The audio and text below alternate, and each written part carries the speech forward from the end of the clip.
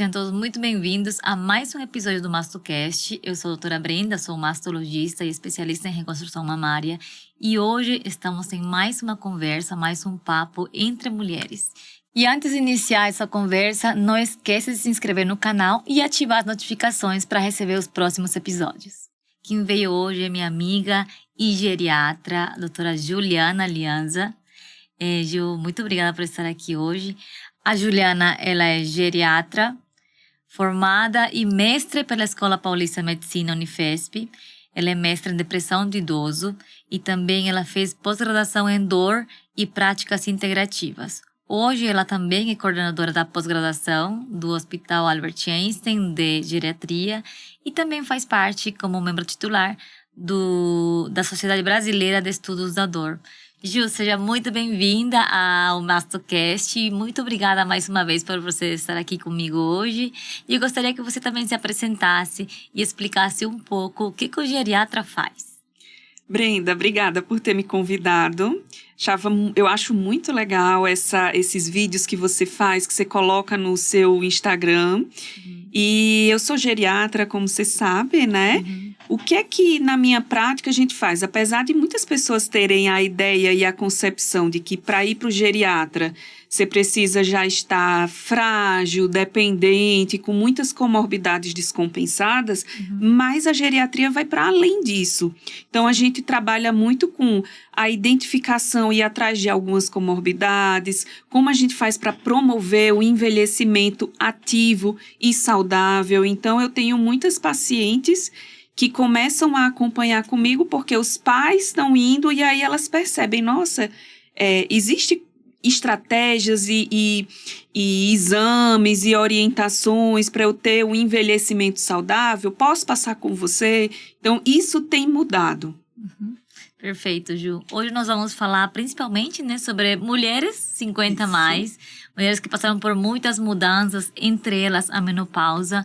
E nós sabemos que a menopausa, ela traz consigo vários sintomas associados, alterações de memória, alterações genitais, mudança no nosso corpo, mudança na composição dos ossos. A gente vai tentar abordar cada um desses assuntos e também da saúde cardiovascular, claro.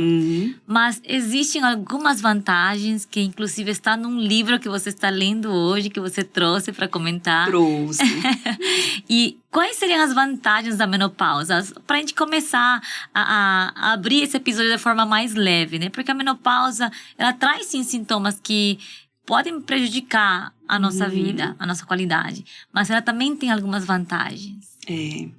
Então, esse livro tem me deixado muito entusiasmada, que é O Cérebro e a Menopausa, da Lisa, porque ela, primeiro, é uma mulher escrevendo sobre tudo o que a gente passa e estudando, né? Pra gente... E como é uma mulher, ela também foi atrás. Nossa, não é possível que não tenha vantagens. E ela aponta algumas, né? Porque é o momento em que o nosso corpo ele deixa de reproduzir. Então, para deixar de fazer essa reprodução, a gente deixa de produzir alguns hormônios. E o nosso cérebro passa por algumas alterações que agora eu vou ter que focar no que é importante para mim nessa fase. Os 3 anos ali que ficam dessa perimenopausa, né? Após um ano antes de parar e 2 anos depois em que tem essa pausa real da menstruação, as mulheres, os estudos relatam, independente da cultura, que há uma tendência a ter uma insatisfação com a vida. Passado esses 3 anos, aí a curva é só ascendente de satisfação. Por quê? Porque o cérebro, ele passa por modificações que a gente passa a focar naquilo que é mais importante para a nossa vida após os 50 anos. E mais, também a gente passa a ter mais resiliência e sabe enfrentar melhor os problemas negativos da vida. Então, a gente tem mais resistência a tudo isso. A satisfação tende a aumentar, sim. E o que é importante? A gente entender melhor esse período e tentar ir compensando os problemas que vão aparecendo. Como agora cada vez a gente está entendendo mais, a gente sabe também quais são as estratégias para compensar e não ter tanta insatisfação nesse período. Sim, hoje como é importante, né? A gente ter essa percepção, assim, da menopausa, porque quando a gente fala sobre isso, parece que é muito ruim, né? Parece que a vida muda e acaba, mas se a gente tivesse uma visão assim mais positiva de tudo isso, né, entendesse realmente como ele pode ser positivo para nossa vida, para nossa jornada, acho que isso traz um impacto que muda, né? Muda o nosso dia a dia. E eu acho importante a gente começar a enxergar as vantagens da menopausa, porque até então é como se isso também, o livro traz essa perspectiva histórica, é como se a única função da mulher fosse a reprodução. E a partir do momento que ela perde a função de reproduzir, ou seja, de dar vida a mais uma pessoa e cuidar, então ela perde a função dela. E hoje quantas mulheres não decidem não ter filho, né? Então será que essa mulher não tem função? Sim. Então, por que a menopausa faz a mulher perder a função dela? Não, nós não perdemos a função, mas essa função ela é modificada. E, claro, é acompanhada por alterações que a gente vai conversar aqui. Sim. Também sobre o que é que tem de alterações negativas e como que a gente faz para enfrentá-las. Existem várias estratégias, né? Justamente para a gente extrair muito mais desse lado positivo da menopausa, né? E nesse episódio eu não poderia deixar de falar sobre a saúde das mamas. Não. Eu nunca poderia deixar de falar sobre a saúde das mamas. E nessa fase que estamos nos 50 a mais, eu falo sempre que é dos 40 a mais, né? Mas nos 50 a mais, talvez seja a população que o câncer de mama atinge mais mulheres, né? Tá. Depois dos 50 anos, é a faixa etária que realmente se apresenta o maior número de câncer de mama na população. Então, por isso que a gente sempre fala que a mamografia deve ser feita como um método de rastreamento, idealmente a partir dos 40 anos, para a população em geral, uma vez por ano. E, claro, a gente pode complementar isso com outros exames, como ultrassonografia, eventualmente ressonância para alguns casos, né? Mas sempre a mamografia, né? E eu tenho uma dúvida para tirar com você, e eu queria que você esclarecesse para as nossas pacientes, o nosso público. A mamografia, tem muitas mulheres que elas se incomodam porque aperta, né? E muitas também sentem dor. E elas me pedem, não, deixa eu fazer só ultrassom. E aí eu explico, não dá para ser ultrassom. Eu queria que você explicasse por que não dá para ser só ultrassonografia. Bom, a mamografia, hoje a gente fala que é o exame padrão para rastreamento. É um exame que tem uma baixa densidade, baixa radiação, tem uma radiação muito baixa nos padrões convencionais, inclusive sendo tomossíntese, né, que é uma mamografia 3D. E o tipo de exame que ele consegue enxergar a mama inteira. É um exame rápido, existe sim uma compressão que dependendo do dia pode doer um pouquinho mais, né? Porque nossa mama ela é sensível, então a gente tem que saber escolher o melhor dia para fazer a mamografia. E a mamografia, além de ver se existem nódulos ou assimetrias, ele consegue ver calcificações, que são os primeiros sinais de uns tipos de tumores. O que a gente não consegue enxergar no ultrassom, na ultrassonografia. Então, o exame ideal, essencial de todo ano é a mamografia.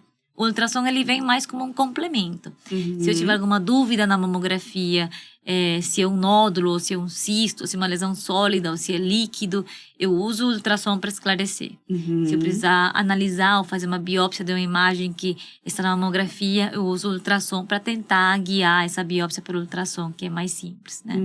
Mas o exame que tem mais acurácia para detecção hoje é a mamografia. Existem os outros exames, né, de complemento, como ressonância, que são exames de exceção. Assim, a gente usa para alguns casos de muita dúvida ou para pacientes que têm alto risco genético. Né? Então, ele não é de rastreamento, a gente não usa de forma habitual, apenas quando existe alguns cenários específicos. Certo. Né? E tem a tomossíntese, que a gente tinha conversado um pouco antes sobre isso. A tomossíntese é uma mamografia também, mas é 3D. A tomossíntese é o exame ideal, na verdade, para a gente fazer, né? Ele deveria substituir, é um tipo de mamografia, a tomossíntese, mas a gente chama de mamografia 3D. Então, o que ele faz é a mesma compressão que a gente faz, mas ele tem muito mais acurácia que a mamografia convencional. Então, porque ele faz, além das chapas que a gente faz na compressão assim, apertando de cima para baixo e de lado, né? Ele faz vários cortes, como se fosse uma tomografia mesmo. Sim. Ele vai rodando. Então, hoje a mamografia 3D ou tomossíntese seria o exame ideal para substituir a mamografia, né? Mas ele é um exame que é um pouco mais caro, muitos planos de saúde não cobrem e no SUS ele não é amplamente disponível. Alguns centros têm e outros não.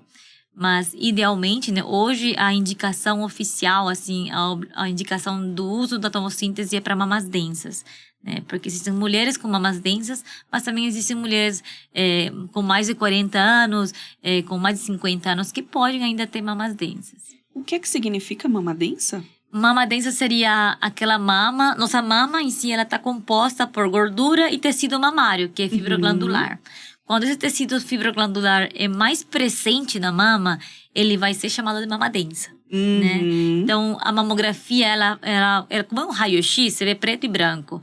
Se ele ficar muito branco, a gente chama de mama densa. Então, quando é uma mama mais lipossubstituída, uma mama mais flácida, entre aspas, como acontece nos 60 anos, quando a gente vai substituindo, né, o tecido mamário com gordura e vai caindo, ficando mais flácido, ali a mamografia funciona muito bem, né? Porque é uma mama que tem gordurinha, fica mais transparente para avaliar a mamografia. É muito tranquilo avaliar a mamografia, mas mulheres mais novas, com 40 anos, 45 anos, muitas vezes podem ter ainda mama densa. Porque, né, ainda tá na idade. Muitas delas são férteis ainda, Então, nesse cenário, talvez o ideal seria iniciar com tomossíntese, né? Mas mama densa seria aquela mama que tem maior tecido fibroglandular. E menos gordura presente na mama. Né? E aí, as minhas pacientes 60 mais, a maioria vem com a mama já mais lipossubstituída, né? Que é com mais gordura. Exato. Ju, e além, né, claro, a gente vai falar também aqui sobre o corpo e o cérebro durante essa faixa etária depois de 50 anos, que, né, já envolve a nossa menopausa. E tem tantas dúvidas minhas sobre o cuidado do cérebro e memória durante a menopausa, que inclusive também você estuda muito sobre isso. Isso aqui eu até peço licença a vocês para abrir aqui exatamente porque ela fala muito, né, que as alterações que vêm estão muito relacionadas a esse cérebro da menopausa. E aí, essas alterações relacionadas às ondas de calor, alterações de humor, alteração de memória, mas como é que essa memória ela vai estar? Com diminuição da velocidade de processamento, ou seja, meu pensamento ele fica mesmo mais lento. A mulher, ela, historicamente, ela é colocada para fazer múltiplas funções. Então, na hora que eu estou atendendo o telefone, eu também posso estar cozinhando, olhando meu filho, né? Então, a gente está fazendo várias coisas ao mesmo tempo e trabalhando também, às vezes até home office de casa. E essa capacidade de fazer multitarefas, ela diminui. Então, a sensação é de que, nossa, eu não estou conseguindo mais fazer as coisas que eu fazia antes. Ela é real, mas precisa de adaptação, né? Outras coisas que acontecem é dificuldade de se concentrar, lapsos de memória, a energia também está baixa, isso tem a ver com o processo cerebral, a libido também diminui, tem a ver com o processo cerebral, porque os hormônios diminuem, principalmente o estrógeno, que a gente sabe, e aí começam a ter essas mudanças entre o cérebro, ovário, e que também vai afetar as mamas, né, nesse processo. E dificuldades também para dormir, então começam a ter mais insônia. E aí todos esses processos, eles são chamados estão acompanhados ali na perimenopausa, acompanham mais 2, 3 anos e tem mulheres que ficam anos também, né, com esses sintomas, causando muito desconforto, piora da qualidade de vida. Ju, a gente tem algumas estratégias, né, para melhora dos sintomas. A gente não vai exatamente falar sobre a reposição hormonal, mas além da reposição hormonal que vai melhorar todos os sintomas associados à menopausa, a gente tem outras estratégias que vão melhorar esses efeitos no cérebro, né? Eu queria que você comentasse um pouco sobre isso. Quais são nossas estratégias hoje para melhorar do sono, para melhorar da memória? E tem um assunto que é extremamente importante, que a gente sabe que o estrogênio, ele faz parte da saúde também neurológica das mulheres. A gente entra na menopausa e às vezes isso traz um risco para Alzheimer, né? Pode ter outras predisposições associadas, mas tem alguma forma hoje da gente fazer uma prevenção, um diagnóstico precoce de Alzheimer? Então, o que acontece a gente vai ficando, como eu estava falando, né, com a velocidade de processamento menor, com lapsos de memória, vai tendo essa dificuldade de se organizar, o humor altera, a gente tem insônia. E aí, quando a gente faz testes cognitivos, fica limítrofe. A gente tem que ir acompanhando para ver como vai ser essa evolução. Porque ela tanto pode melhorar, como ela pode continuar estável. Se ela melhorar ou continuar estável, todas essas alterações a gente diz que estão relacionadas às alterações hormonais. Mas se ela continuar a fazer piora progressiva, aí já não é mais algo só hormonal. Tem alguma doença neurodegenerativa acompanhando, que a principal que a gente tem, que a gente fala, é Alzheimer. Mas a gente sabe que pode ter a demência vascular, Lewy, entre outras, né? Então, hoje não existem, a gente está começando a desenvolver exames séricos, né, que você dosa no sangue, tem exames já desenvolvidos para coleta de líquor, mas eles estão muito restritos hoje ainda à pesquisa clínica e são pacientes assim de exceção, quando a gente tem dúvidas específicas, é um Alzheimer precoce, ou estou em dúvida entre uma DFT e Alzheimer, aí eu vou lá, coleto um líquor, faço algum exame mais específico. Por enquanto é assim, mas eu acho que num futuro breve a gente vai começar a usar exame sim, já nessa fase. E a outra coisa que você perguntou é como previne, né? Sim. Então, uma coisa que eu sempre falo é a atividade física. Atividade física aeróbica, que são aqueles 150 minutos semanais de caminhada, corrida, ciclismo, que vale também bicicleta ergométrica, natação, né? Hidro também é bom, mas conseguir fazer natação, melhor. Então, esse é o aeróbico que a gente fala, dança também, 150 minutos por semana. Só que, fora o aeróbico, também tem o resistido. E aí, o que é que isso tem a ver? Produz endorfinas, que melhora o humor, melhora o sono também, vai melhorando, produz substâncias neurotróficas, ou seja, que estimula o sistema nervoso central. Então, exercício físico está mais que comprovado que serve para prevenir inúmeras dessas alterações. A alimentação equilibrada. O que é que seria essa alimentação equilibrada, né? A gente ter pelo menos 5 porções de frutas por dia, né, das mais variadas, a gente colocar as oleaginosas, que é para ser a base de formação do estrógeno, já que a gente está perdendo essa capacidade de produzir. Então, fala-se muito em ômega 3, né, por causa da dieta do Mediterrâneo, então a gente consegue encontrar na chia, castanhas também a gente precisa ir ingerindo.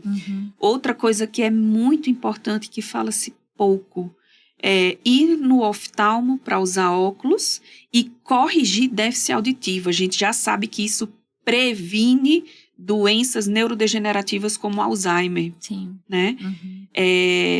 Redução, a gente tem uma tendência a aumentar o peso. Então, adotar já estratégias para evitar, antes de começar a aumentar o peso, já vamos cortar agora. E, se uma vez aumentado, correr atrás de reduzir. Então, essas são as estratégias mais importantes. Vitamina B12 também é super importante a gente estar aumentando a nossa alimentação, no sentido de adquirir mais, e aí vem muito de proteína animal também. Quem é vegano precisa fazer reposição via oral. Quem tem cirurgia bariátrica também precisa fazer reposição via oral de B12. Sim. Tudo isso tem a ver com a memória e a prevenção do Alzheimer. E como é importante, né? Porque exercício físico a gente tem que fazer. Não apenas para a saúde neurológica, né? Saúde do cérebro, mas também para a saúde geral.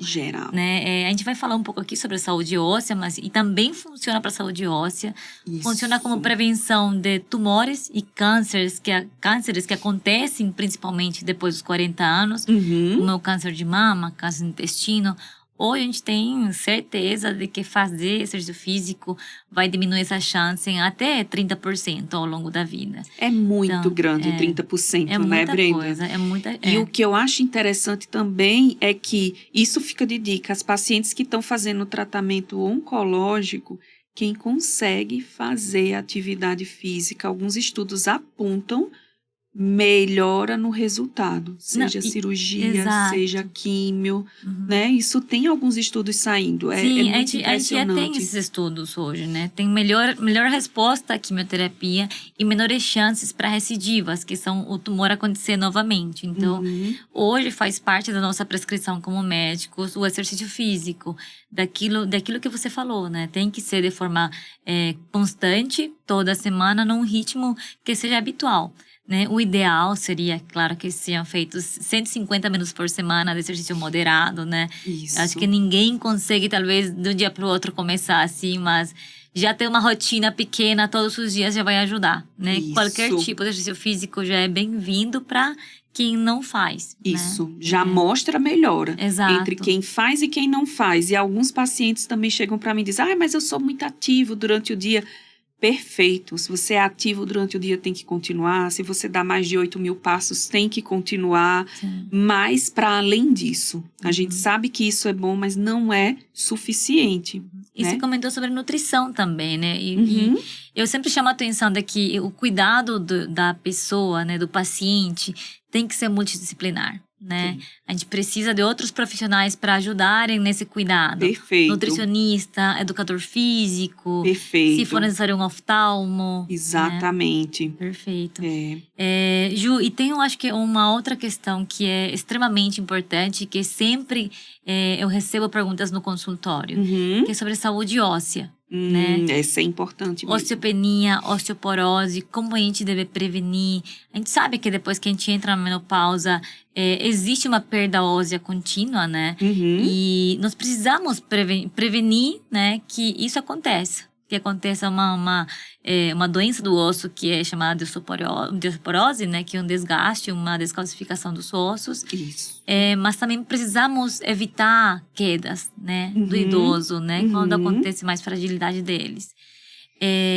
Nesse sentido, Ju, como devemos começar a investigar a questão dos ossos? Em qual momento a gente deveria começar já a verificar se nós temos uma reserva boa de cálcio nos ossos?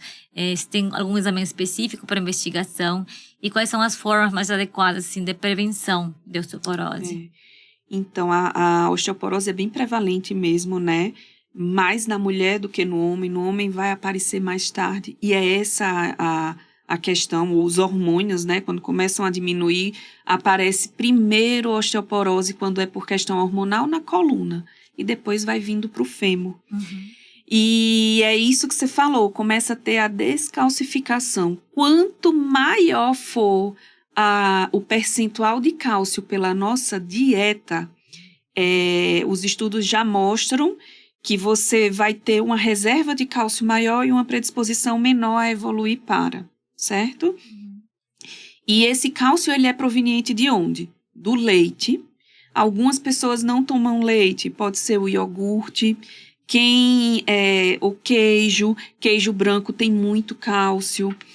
E brócolis também tem cálcio. Existem outros alimentos que são ricos em cálcio, mas geralmente quem tem intolerância à lactose, muitas vezes a gente precisa suplementar com comprimido de cálcio. E aí o comprimido que a gente usa em geral é carbonato de cálcio. Se tem muita intolerância gastrointestinal, a gente vai para o citrato de cálcio, tá? Então, a gente precisa de ter uma quantidade de pelo menos 1.200 miligramas por dia de cálcio na dieta. Para quê? Para que você tenha a base, é como se fosse o tijolo para a construção do osso, né? Além do cálcio, a gente sempre está associado a vitamina D, que além de pegar sol e a gente produzir pela pele, a produção também com a idade, produção pela pele vai diminuindo, e aí muitas vezes a gente precisa lançar mão da suplementação.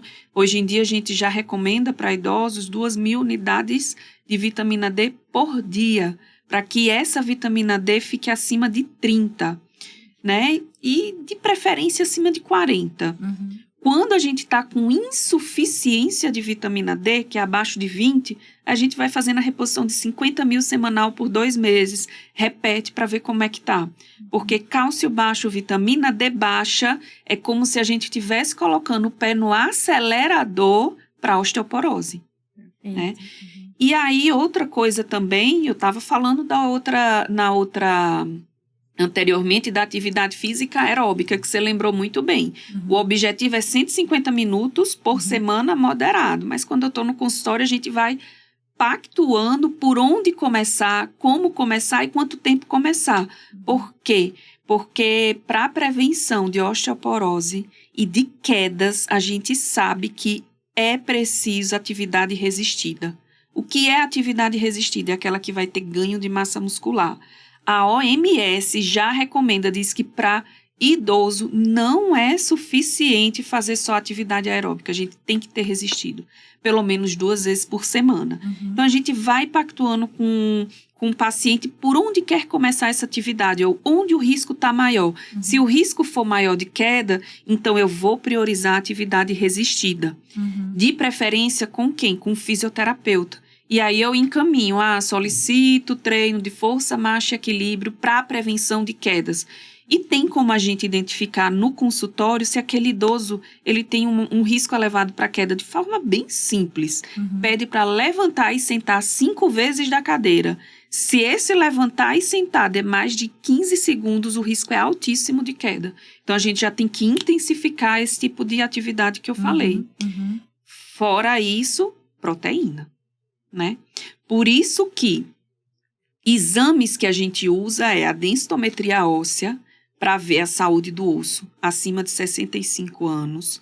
Pode usar antes? Pode, se tiver fatores de risco maior, como uma esterectomia, menopausa precoce, que você faz esterectomia e retira os ovários, né?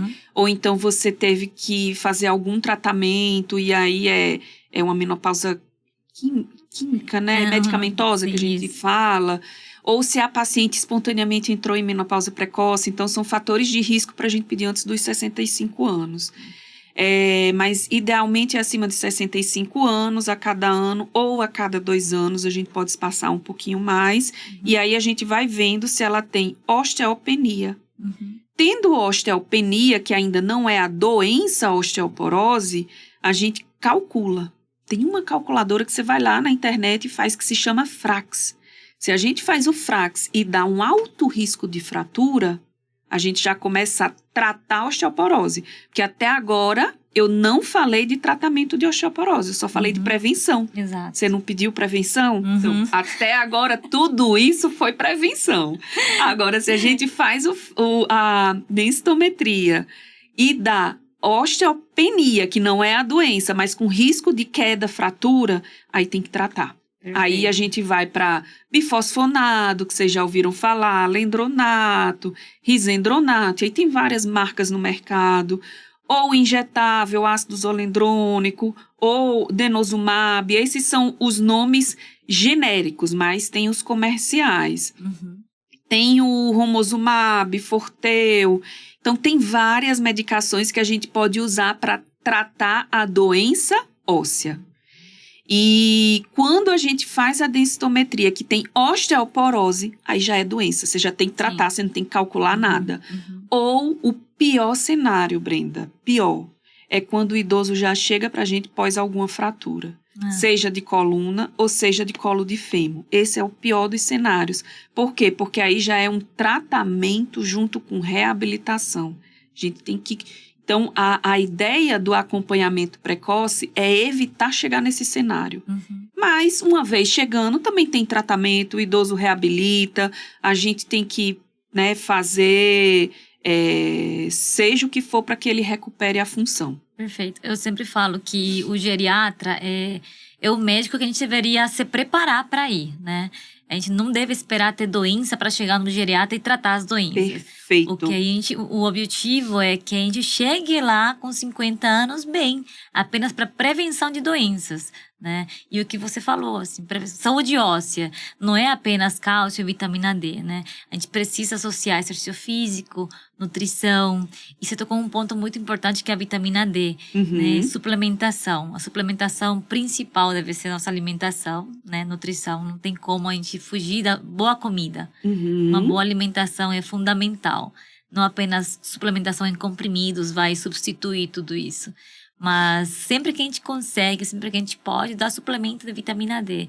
E no meu cenário, para câncer de mama, também existe, né, vantagens. Eu vi um estudo recente que você postou, exato, né? A gente tem algumas evidências de que a vitamina D, além de gerar vários benefícios em saúde óssea, para memória, a gente também tem vantagens na redução de câncer de mama, né? São estudos que não são tão robustos, mas que a gente já tem uma noção, assim, de que a gente precisa manter níveis séricos adequados à vitamina D. É a deficiência que traz, né, alguns problemas. Então, 30 níveis séricos acima de 30 nanogramas ou miligramas, se não me engano, sérico é o ideal. A gente também não precisa, né, repor até 50 ou 100 ou extrapolar essas dosagens, né? Perfeito, porque também tem problemas. Exato. Né? Então, quero deixar claro isso. Então, quando a gente tem um nível sérico muito alto de vitamina D, a gente pode ter intoxicação. Exatamente. E a intoxicação aumenta cálcio, piora a função renal. E eu já tive pacientes que precisaram fazer diálise por causa disso. Exato. Então, eu acho que isso aí é extremamente importante para quem, né? Porque eu sei que existe, assim, muitas pessoas que chegam na internet e querem aplicar esse conhecimento durante, né, em casa, ou levar esse conhecimento para casa. Mas não deveria ser assim, né? A gente tem que sempre consultar com um especialista, ou com um médico geriatra, ou com um médico que está acompanhando, né? Para ver qual que é a melhor dosagem para usar. Porque se a gente pesar a dosagem e tomar de forma automedicada, você pode gerar um dano no seu corpo, né? Uma intoxicação. Pode. Então, fica a dica para quem gosta de ver né? as mensagens do Instagram. E, além disso, as minhas pacientes sempre vêm no consultório falando sobre colágeno. Colágeno em envelope, em pó, em comprimido. E eu queria que você comentasse brevemente se realmente a gente tem alguma vantagem usando colágeno para músculo, para osso, para articulação. O que é que tem? Não tem uma evidência tão grande, mas você pode usar o colágeno para aliviar dores de articulação quando não tem muita alteração na articulação, porque se já tiver osteoartrose estabelecida, aí não adianta, né?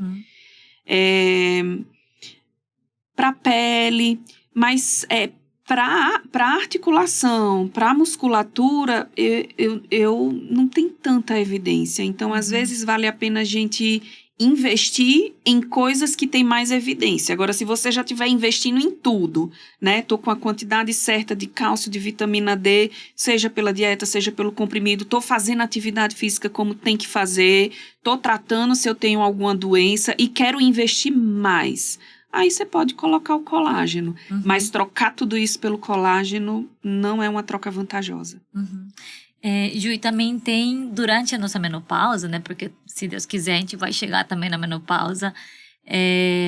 Existe uma mudança no nosso coração, né? Na saúde cardiovascular. E esse é o assunto de agora. Saúde cardiovascular da mulher, né? Depois dos 50 anos. A menopausa, com a queda do estrogênio, dos hormônios femininos, ela traz várias alterações, né? Queria que você comentasse um pouco como você faz essa avaliação durante essa fase, na avaliação do geriatra, no caso. E é tão importante esse ponto que você toca, né?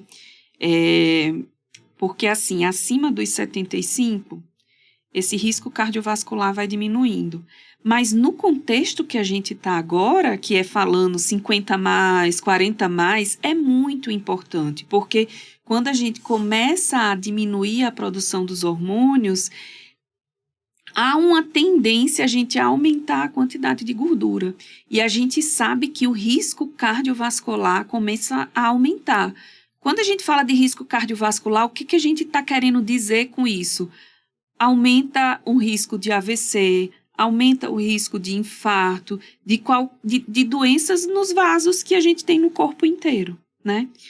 E a gente precisa correr atrás, primeiro, de evitar o ganho de peso. Uma vez que ganhou, tentar perder. Procurar ver como é que estão os níveis de colesterol. LDL, que é o colesterol ruim, e o HDL, que é o colesterol bom. Tem que ver também triglicerídeo, ver também como é que está a glicose, a hemoglobina glicada, para ver se tem diabetes ou pré-diabetes. A gente precisa ver também como que está o fígado, porque há uma tendência também a acúmulo de gordura, do jeito que começa a acumular gordura na barriga, que é onde a gente menos quer, no fígado também. E aí tem a famosa esteatose hepática.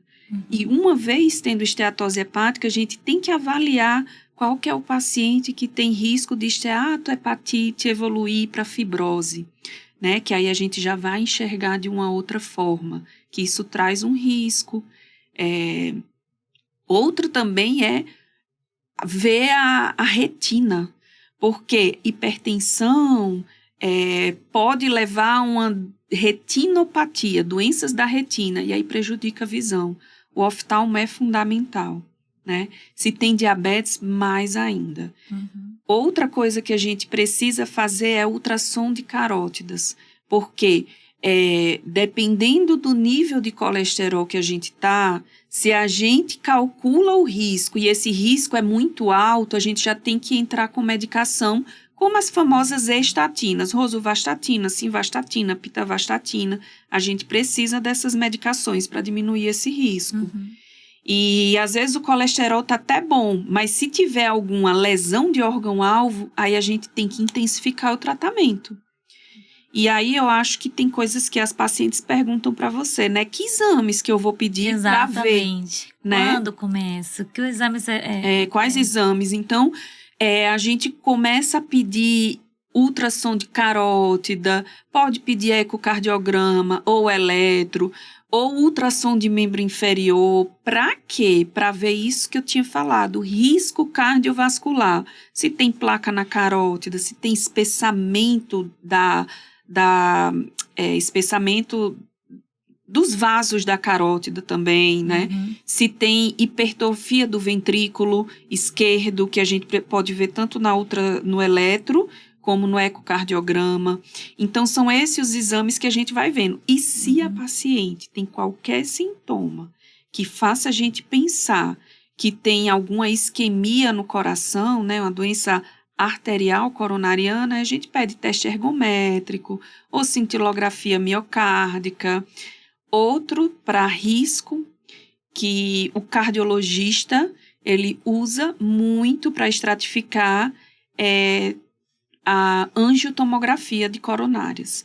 Então, eles fazem um score de cálcio para fazer essa avaliação de risco também. Então, como você falou, apesar do geriatra conseguir ver o paciente como um todo e individualizar condutas, eu sempre deixo muito claro, eu não posso ver sozinha.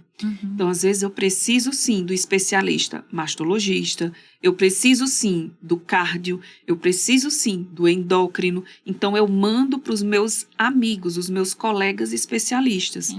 E, além disso, a equipe multiprofissional, porque às vezes eu vou dizer, agora o que você precisa é de uma boa nutricionista para te orientar, ou fisioterapeuta, ou fono, né, para treinar deglutição, treinar fala. Perfeito. Geriatra não trabalha sozinho. Nem mastologista. A gente não consegue curar quase nada sozinho. Então, a gente precisa realmente da ajuda dos outros especialistas, né? Eu acho que isso a gente tem muito claro. E durante a menopausa, a gente sabe que fica muito difícil também perder peso, né? Sobrepeso, obesidade, assim.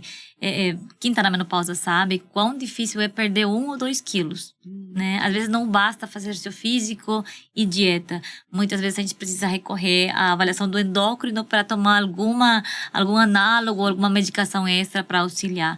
Então, durante a menopausa, acontece uma série de fatores que, né, poderiam prejudicar a saúde cardiovascular, né? Então, essa Uhum. avaliação precoce, exercício físico, nutrição, acompanhamento, isso aí faz toda a diferença na prevenção e para evitar complicações para quem precisa fazer o tratamento, né? É. Porque no fim o tratamento ele vem para evitar complicações mais graves, né, Uhum. desse paciente no segmento. E que apesar de se falando da obesidade, cada vez mais a gente tem evitado fazer a bariátrica, né? Mas ela ainda é uma realidade, é uma necessidade, né? Sim, cirurgia bariátrica é uma Pra- grande ferramenta. Para poder ter a redução de Sim, peso, né? sim, Quando com não dá certeza. certo essas medicações que você falou, Exato. né? Que são essas novas medicações que já não estão tão novas, que a gente Sim. vê no mercado, né? Que é o Os análogos de LPU, de GLP-1. né? Exato. A gente sempre, eu sempre converso com os pacientes sobre isso, porque hoje, assim, obesidade e sobrepeso é um fator comum, né, na população. Então, não é raro a gente ter pacientes com sobrepeso, obesidade. Mas a gente também entende o quão difícil é o controle. E né? uma curiosidade, né? Que talvez a gente sabe, mas não está claro para quem está em casa.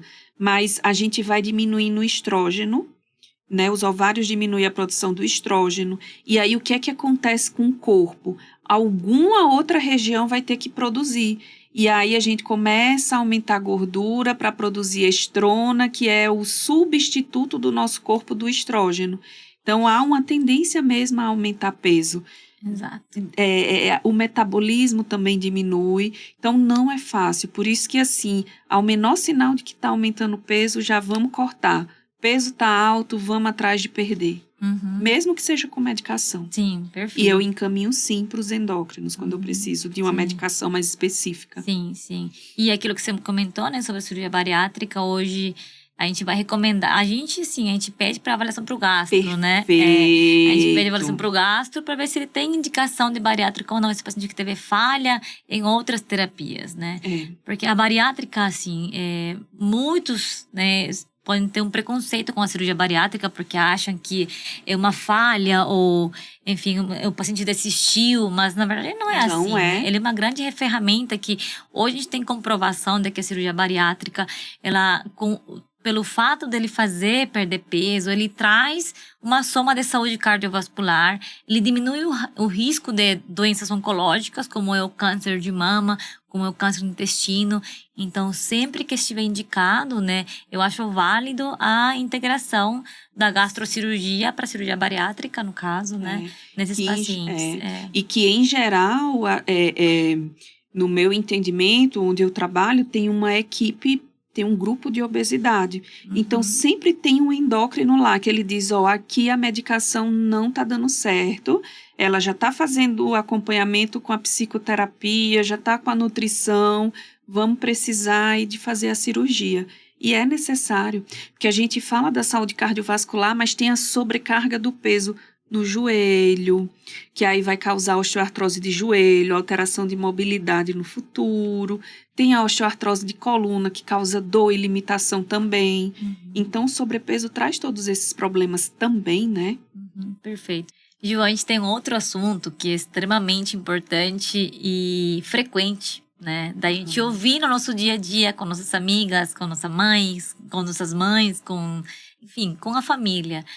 Dor durante a menopausa, alterações do humor, que a gente sabe que acontece com frequência, e também alterações do sono, ou inclusive insônia, né? E quando eu falo de insônia, não apenas para conciliar o sono, mas também acordar ou ter um sono muito superficial. Existem hoje algumas, né, estratégias para controlar esses sintomas, até para amenizar, né? Algumas a gente consegue amenizar. Queria que você, né, você é uma especialista também em tratamento da dor, então eu queria que você ajudasse um pouco a entender como a gente consegue, né, ter um diagnóstico mais assertivo e um tratamento também para alívio. Então é bem complexo mesmo, né? Porque a gente tem vários fatores aí. Então, vem na perimenopausa,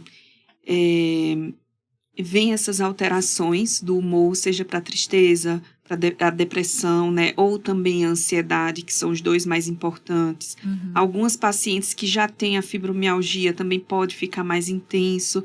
E a fibromialgia é um conjunto, né? De alterações do sono, de alterações de dor em todo o corpo, ou em mais de uma parte do corpo, fadiga e a gente tem também as alterações de humor também na fibro, por isso que aumenta tanto na perimenopausa a incidência, né, desses sintomas. E uma coisa também que é importante da insônia, que é não só os hormônios que vão alterar a arquitetura do sono, mas muitas vezes a obesidade pode levar a síndrome da apneia obstrutiva do sono, né, a SAOS. E a gente precisa dar o diagnóstico se aquela alteração de sono é da perimenopausa ou se é da apneia do sono. Então, às vezes, a gente precisa pedir uma polissonografia para entender melhor.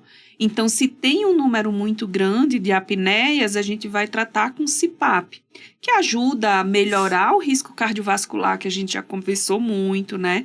Previne AVC, diminui hipertensão, melhora a memória também. Então, tem algumas alterações de memória que é por apneia obstrutiva do sono.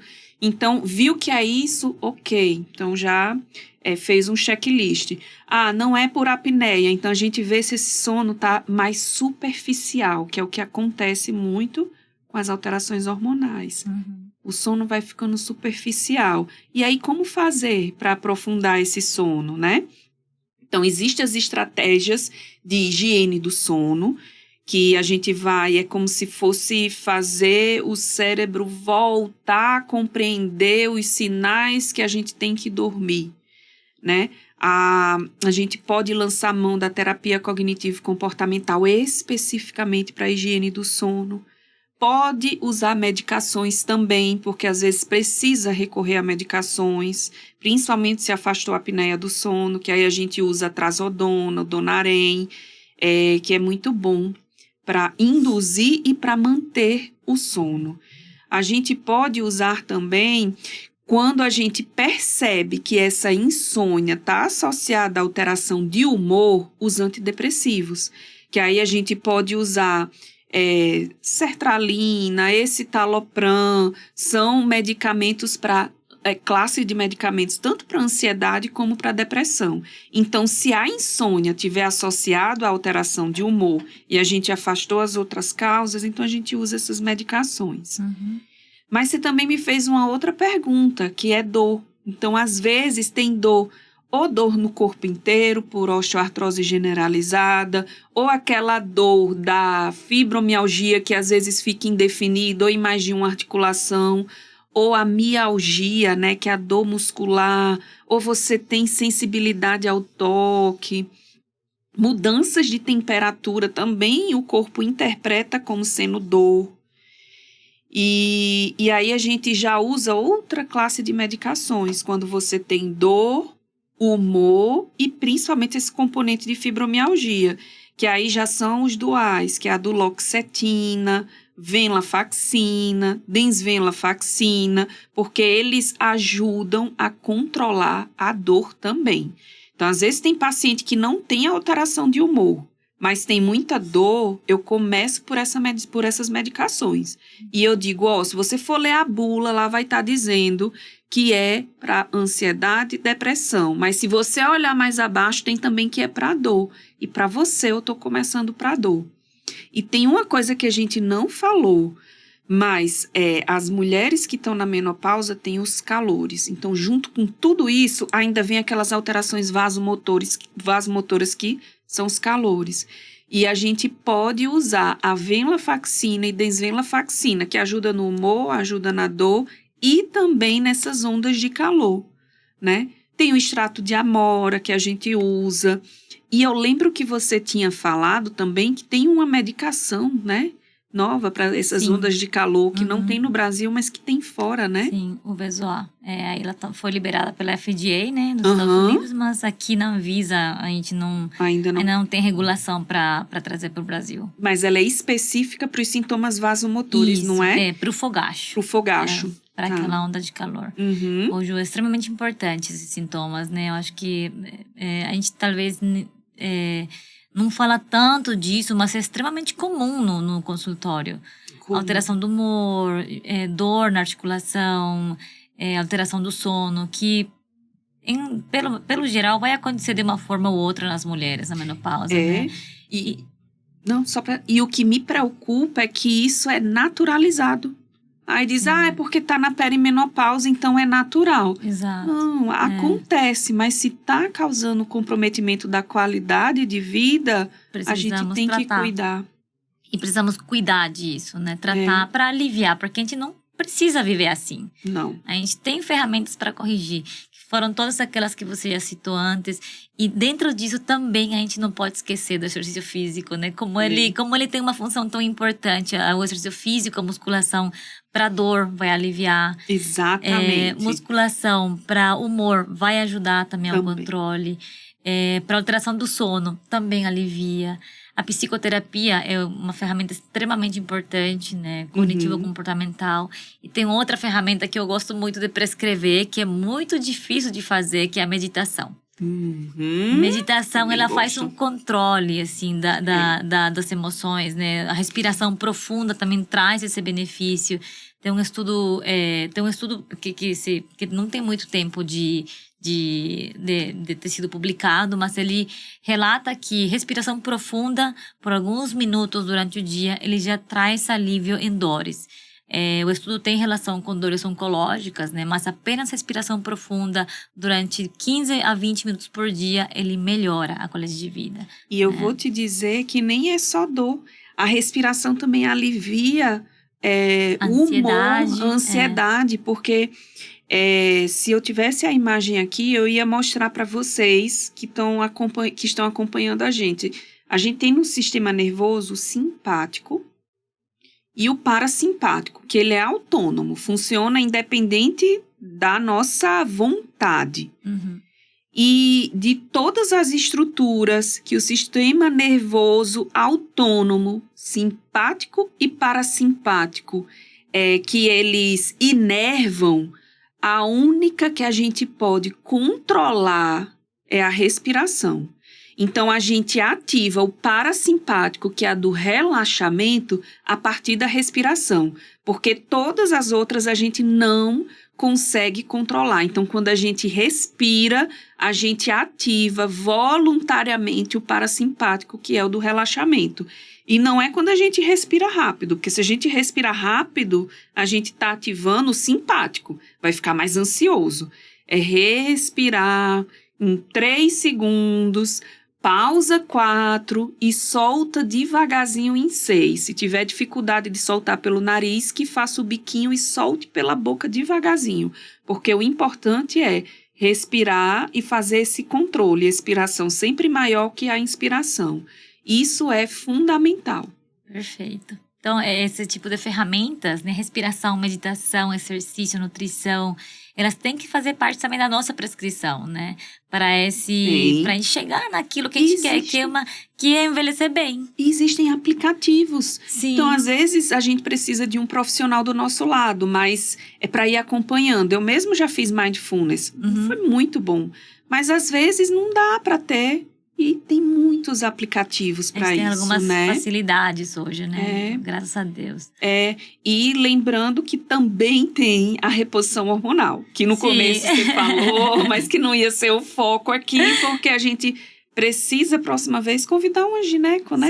Sim, com certeza. A gente vai trazer para a gente ampliar esse conhecimento, mas o que a gente trouxe hoje, eu acho que já muitas vezes, muitas coisas a gente não consegue apenas controlar com reposição hormonal.